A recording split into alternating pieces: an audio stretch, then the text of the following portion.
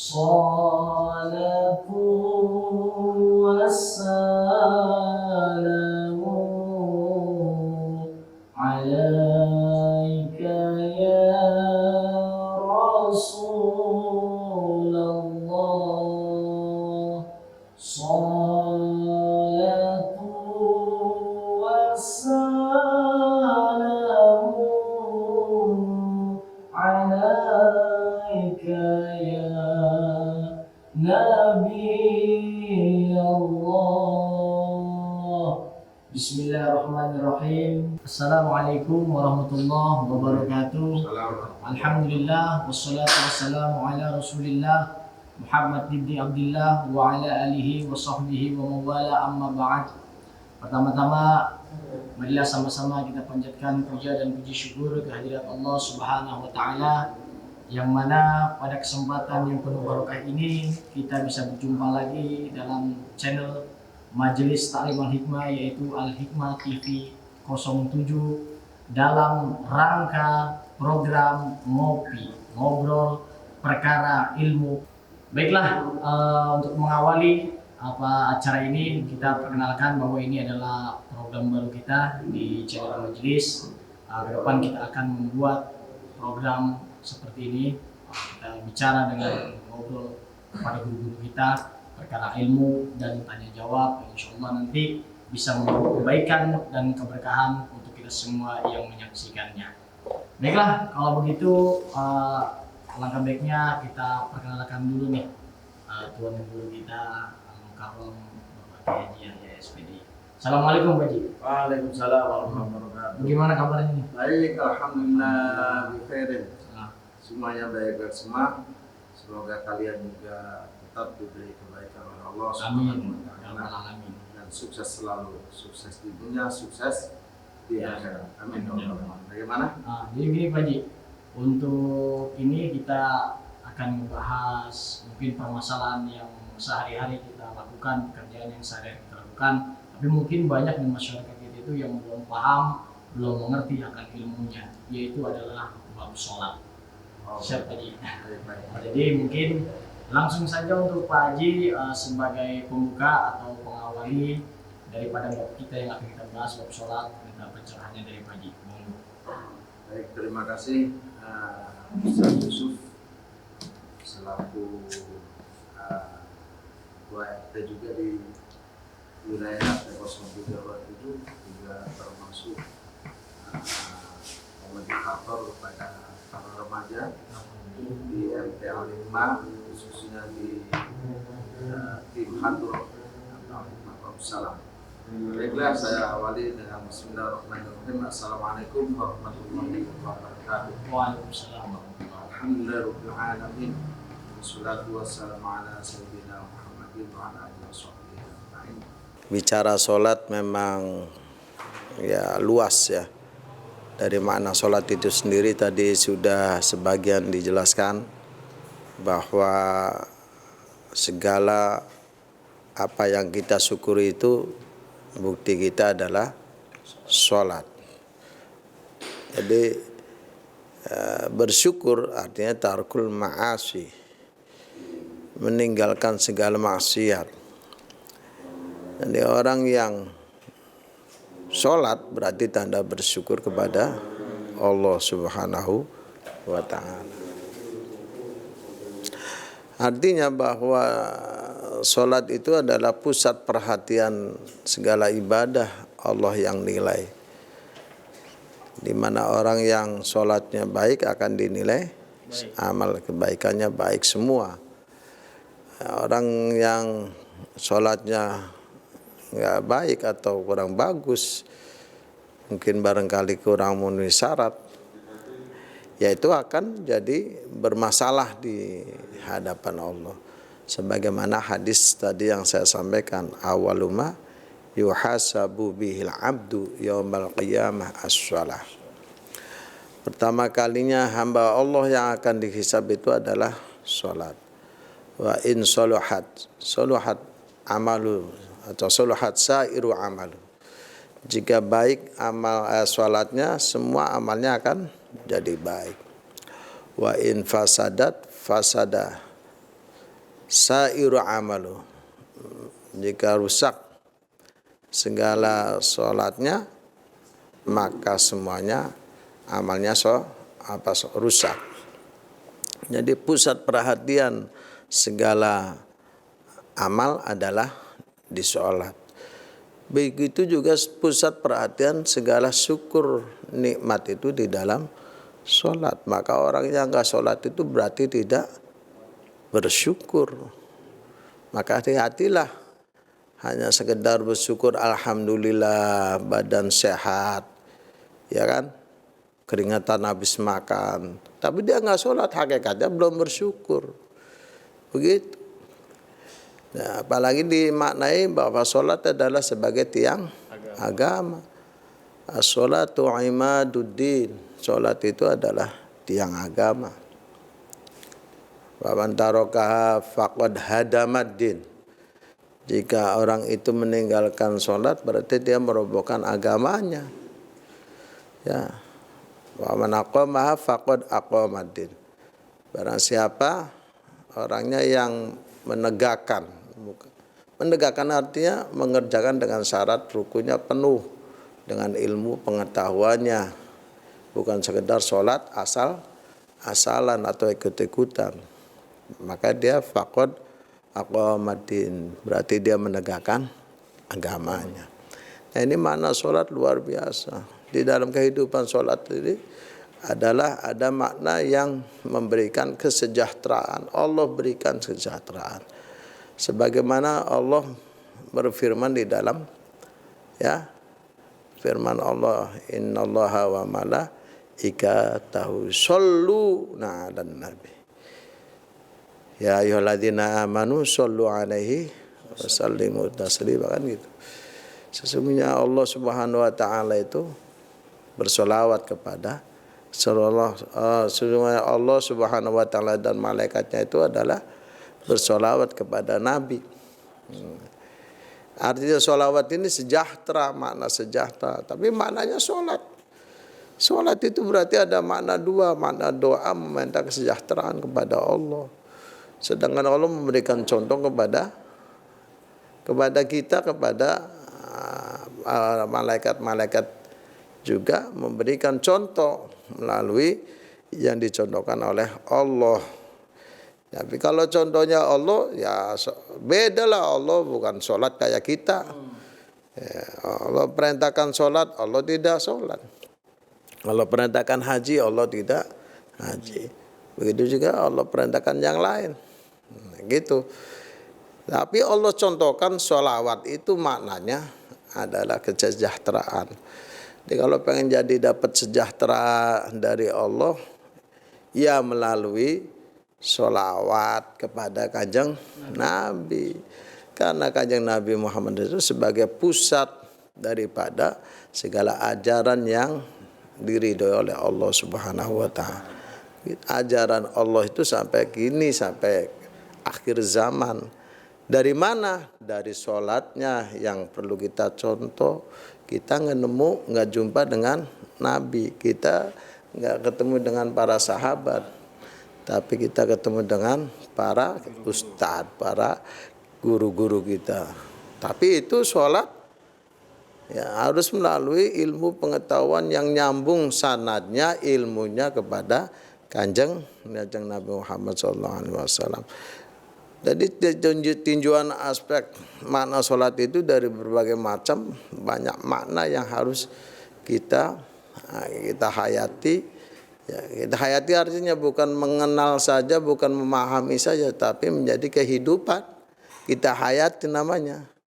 Kalau menjadi kehidupan, ya istiqomah ada di situ, mencari ilmunya istiqomah, mencari pembenaran atau memperbaiki ibadah, akan jadi benarnya itu di situ. Maka sholat itu bukan sekedar ya takbir, ruku, sujud, terus begitu ikut-ikutan. Tapi juga makna yang sesungguhnya harus mengikuti apa yang ada di dalam sholat itu sendiri. Ya makna-makna sholat itu sendiri diawali dengan takbiratul ihram, ya kan?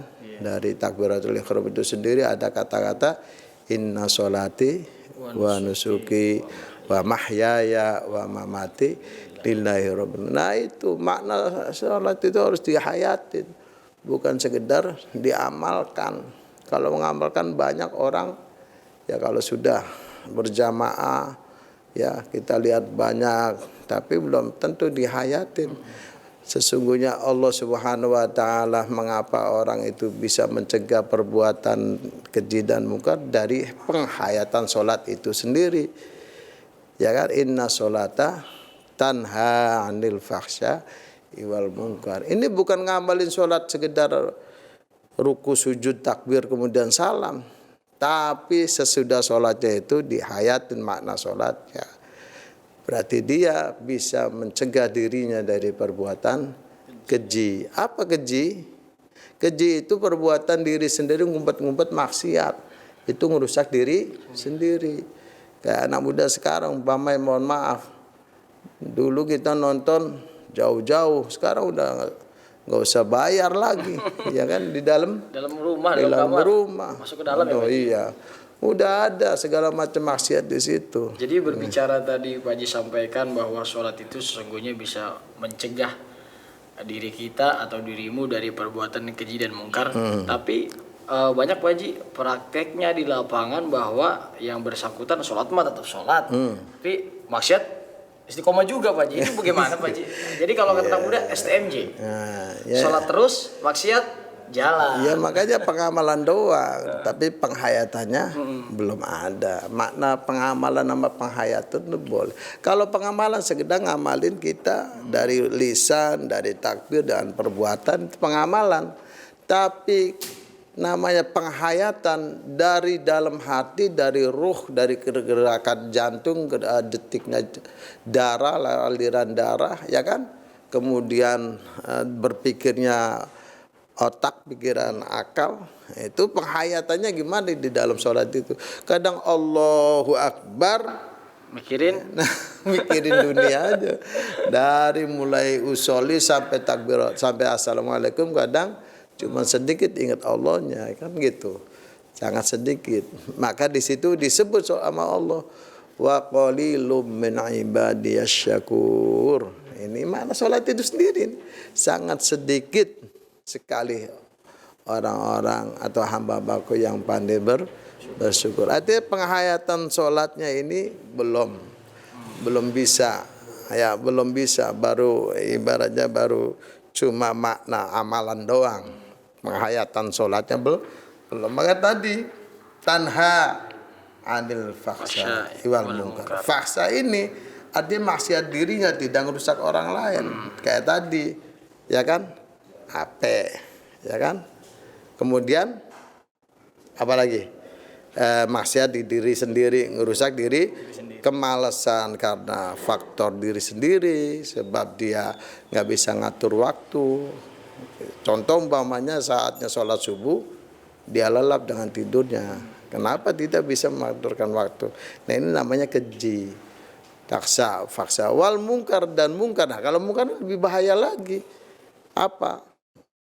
Ya judi bareng, mabuk bareng, kan gitu. Itu mungkar Pak Haji. Ya itu mungkar, ngerusak diri sendiri, akhirnya tawuran, akhirnya segala macam. Nah ini namanya baru pengamalan sholatnya saja, belum penghayatan. Nah itu ya, begitu. Dari makna sesungguhnya sholat itu seperti itu. Baiklah, kita udah mendengarkan tadi penjelasan dari Pak Haji, guru kita nih, Kiai Yahya, terkait masalah sholat, bahwa pentingnya ilmu dalam sholat itu bukan hanya praktek jasadianya, tapi juga harus dengan penghayatan, dan tentunya penghayatan itu akan bisa kita rasakan dan kita dapatkan salah satunya dengan ilmu pengetahuan ya Pak Haji ya. Lagi-lagi kita kembali kepada ilmu. Dan ilmu yang seperti apa? Ilmu yang telah diajarkan oleh Rasulullah kepada sahabat, sampai kepada guru-guru kita dan sampai kepada kita, yaitu sholat yang bersanad ilmunya sampai ke Rasulullah SAW. Jadi begitu Berikutnya nih Pak Haji, kita mungkin ada sedikit tanya jawab nih seputar sholat dan lain sebagainya. Sambil santai ya. Sambil santai. Untuk itu karena ini programnya ngopi, jadi kita harus ngopi dulu dong. Tapi ini keteh nih. Jadi ngopi itu bisa diartikan ngobrol perkara ilmu, ngobrol perkara Mantap. Islam, ngobrol perkara iman. Betul. Jadi saat ini kita ngopinya bareng Kiai Yahya SPDI. Jadi sebelum saya melontarkan pertanyaan, saya mau ngopi dulu Pak Haji, biar ada inspirasi. Betul. Saya ngopi dulu ya. Siap. Kru, ngopi dulu kru. Bismillahirrahmanirrahim, biar kedengeran. Kalian kebagian kedengarannya aja. Baiklah. Jadi gini Pak Haji, terkait masalah sholat mungkin banyak juga nih permasalahan-permasalahan dalam kehidupan kita sehari-hari di masyarakat kita tentunya ya. Kadang orang seperti ini. Masalah pertama itu seringkali pada saat kita ingin melakukan sholat sunnah atau katakanlah setelah sholat fardu kita ingin melaksanakan sholat ba'diyah atau yang lainnya, konteksnya adalah sholat sunnah. Terkadang di belakang itu ada orang yang ingin menjadi makmum kita. Masbuk. Makmum masbuk. Artinya pada saat kita melakukan takbiratul ihram, kita sudah melaksanakan rakaat pertama, sering orang itu datang mencolek kita untuk menjadi makmum. Nah, sedangkan posisi kita pada saat itu sedang melaksanakan sholat sunnah. Betul. Pertanyaannya adalah, apakah yang harus kita lakukan ketika kita dihadapkan pada situasi yang seperti itu? Oke, singkat saja. Berarti itu juga pakai ilmu. Jawabannya pakai ilmu. Orang sholat sunnah ketika ada yang makmum, kalau ngerti sama ngerti, kita yang ngasih tunjuk, ngasih isyarat. Gitu. Berarti tahu nih, oh ini sholat sunnah. Tapi kalau yang nggak tahu, bablas saja itu. Sah apa enggak? Nah, ini ada dua versi. Selagi dia niatnya benar, kemudian niatnya sesuai dengan ininya, jadi sesungguhnya sholat itu dinilai ada yang disebut dalam masing-masing. Ada yang disebut sholat jamaah. Nah ini apakah termasuklah jamaah? Nah di situ munfaridan atau jamaatan tersebut dia tidak mendapat sholat jamaah karena jamaahnya sudah ketinggalan atau tidak melalui proses sebagaimana awal jamaah. Karena ini nggak tahu, ya perlu ilmu. Lagi-lagi pemirsa. Dengan ilmu. Jadi pokok daripada permasalahan adalah ilmunya. Iya, jadi ilmunya. Kalau kita sholat tanpa ilmu, jungkir baliknya kita rasanya bukan tidak diterima ya Pak iya. Tapi tidak maksimal. Tidak maksimal. Masa iya kita memberikan kepada Allah sesuatu asal-asalan atau sekedar kan nggak mungkin. Sedangkan kalau kita memberikan sesuatu untuk orang yang istimewa, pastinya kita akan memberikan yang paling terbaik yang kita miliki. Nah begitu pula dalam hal sholat. Untuk itu kami atau kita mengajak para pemirsa atau kawan-kawan semua, lakukanlah segala sesuatu khususnya amal ibadah dan perbaiki, cari ilmunya sehingga apa yang kita lakukan insya Allah kalau dengan dasar ilmu diterima dan jadi berkah untuk kita semua ya Pak Ji. Betul. Kurang lebih seperti itu. Mungkin ada satu pertanyaan lagi nih Pak Haji terkait masalah sholat. Iya. Jadi sering juga di tengah-tengah kita atau di masyarakat kita itu kan yang namanya sholat itu salah satu kesahannya itu adalah tumakninah ya Pak Haji. Iya betul. Rukun. Nah itu bagian daripada rukun sholat, salah satunya adalah tumakninah atau berhenti sejenak di dalam gerakan sholat walaupun hanya sebatas kalimat subhanallah. Betul. Perkaranya adalah kadang-kadang kita itu sholat atau kita ikut imam dan lain sebagainya, sementara imam tersebut tumakninahnya tidak dilakukan atau dijalankan sebagaimana mestinya. Apakah kita harus memudahkan sholat jamaah kita sebagai makmum atau kita harus mufaroqoh, terpisah sholat gitu Pak Ji? Mohon jawabannya Pak Ji. Ya, ini juga penting. Dan berkaitan dengan ilmu juga, artinya orang yang berimam ya harus punya syarat-syarat tertentu jadi imam. Jadi ilmu juga. Jadi orang mendampah, mohon maaf, ada ya ini di kota Jakarta ini ya baru bisa apa tapi berani sudah Maunya ngimamin. imam. Ya, kemudian tumak nina nggak ada. Kalau orang yang ngerti kita sebagai makmum wajib mufarokoh. Mufarokoh. Wajibatun alal mufarokoh. Wajib atas orang yang tahu imamnya gerak-geriknya nggak pakai tumak nina atau bacaannya tidak fasih, tidak melalui ilmu tajwid, ya akan menyalahi arti, yaitu akan jadi masalah di sholatnya. Kita ngerti mufarokoh. Mungkin juga bisa disampaikan Pak Haji bahwa kali ada bahasa mufarokoh itu mungkin banyak teman-teman atau sahabat kita yang belum memahami makna daripada mufarokoh itu sendiri. Jadi gini, namanya kita lagi sholat nih ya. Iya. Ternyata batal imamnya, batal menurut syar'i. Kalau menurut syar'i kan jelas kentut umpamanya atau tersingkap auratnya, itu namanya batal syar'i ya. Dan mufarokohnya terus di dalam hati, niat pisah. Tapi tidak membatalkan dirinya tetap. Umpamanya kita gerak bareng ya, ini udah mufarokoh nggak apa-apa. Jadi supaya di dalam bermasyarakat ini tidak curiga, ini musuhan nih orang nih gitu. Ya. Jadi kita mufarokoh itu banyak cara. Ini imam udah salah, kita mufarokoh dalam hati, walaupun gerakannya bareng nggak apa-apa. Tapi sudah mufarokoh. Nah, artinya tanggung jawab sholat itu sesungguhnya masing-masing. Adapun disunahkan sebagai berjamaah, tapi sesungguhnya sholat itu akan dihisab masing-masing dalam kategori yang tadi hadis awaluma yuhasabu bil abdu yaumal qiyamah as-shalah. Itu artinya masing-masing, bukan jamaah. Yang masing-masing itu ya diri sendiri kita masing-masing. Nah, makanya kita wajibnya ngajak, mau nggak mau ya ibaratnya terserah, karena kemauan tindak laku gerak kita ini Allah yang ngatur. Jadi kita wajibnya ngajak, dia teman gak mau, ya nggak apa-apa, jangan dikeselin, malah kita doain aja, Allah kapan dia bisa gitu.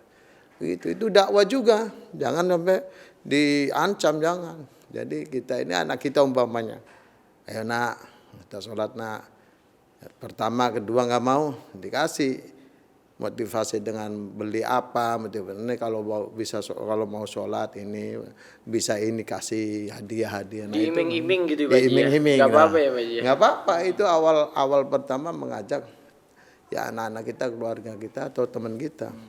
Yuk sholat dulu yuk, ntar saya beliin rokok, nggak apa-apa itu. Enak banget itu, sholat dulu, wah pasti rame itu. Sholat yuk, ntar pulang dapat amplop. Itu termasuk dakwah. Jadi mufarok itu maknanya pisah. Oh jadi gitu Pak Haji ya. Ini sebagai mengawali program baru kita nih Pak Haji bagus. di Al Hikmah TV 07. Saya bersyukur, alhamdulillah, dan terima kasih atas rekan-rekan untuk memotivasi teman-teman yang lain.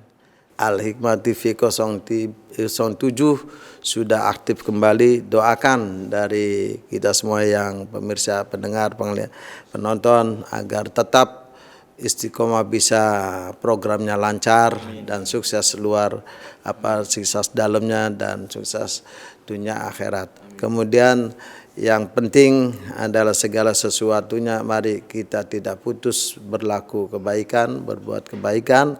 Dan kebaikan yang kita lakukan adalah tidak lain yaitu dipusatkan di dalam sholat 5 waktu. Mari kita doa semoga apa yang kita lakukan ini menjadi amal ibadah di sisi Allah Subhanahu wa taala. Al-Fatihah. A'udzubillahi minasyaitonir rajim. Bismillahirrahmanirrahim. Maliki yaumiddin. Iyyaka na'budu wa iyyaka nasta'in. Shiratal mustaqim. Shiratal ladzina an'amta 'alaihim ghairil maghdubi 'alaihim. Wa'fana ya karim, wa'fana ya rahim, ya farijal ham, ya kasifal gham, ya man li'abdi yaghfir wa yarham. Fiha ya Allah biha, ya Allah biha, ya Allah bi husnul khatimah, ya nafsul mutmainnah irji'i ila rabbika radiyatan mardiyah fadkhuli fi ibadi wadkhuli jannati bihaqqi. Suratul Fatihah bi karamatil Fatihah bi mu'jizati suratul Fatihah. بكرمة والدينا وبكرمة مشايخنا بكرمة أساتذتنا بكرمة من المسلمين والمسلمات والمؤمنين والمؤمنات بكرمة الشيخ عبد القادر الجيلاني وبشفاعة رسول الله صلى الله عليه وسلم وبإذن الله إلى فقد حاجاتنا كثير يا الله يسر أمورنا ويسر أمورهم أمور الدين والدنيا والآخرة حسن المراد وحسن المراد في هذه القرية وأهلها وفي جماعتنا وجمعية وأهلها وفي ذرية وأهلها وفي من حضر في هذا المجلس وأهلها وفي من في حاجاتنا وحاجاتكم حاجات الدنيا والآخرة فنحضر من أهل الصدقة وأهلها يا الله سلمنا سلمنا سلمنا سلمنا سلمنا سلمنا في هذا الchannel Al-Hikmah TV 07 ya Allah. Salimna salimna salimna min afadid dunya wal akhirah alhamdulillahi rabbil alamin. Tadi sama-sama kita mendengarkan pemaparan daripada guru kita mengenai bab sholat, dan tadi ada sedikit pertanyaan juga telah dijawab.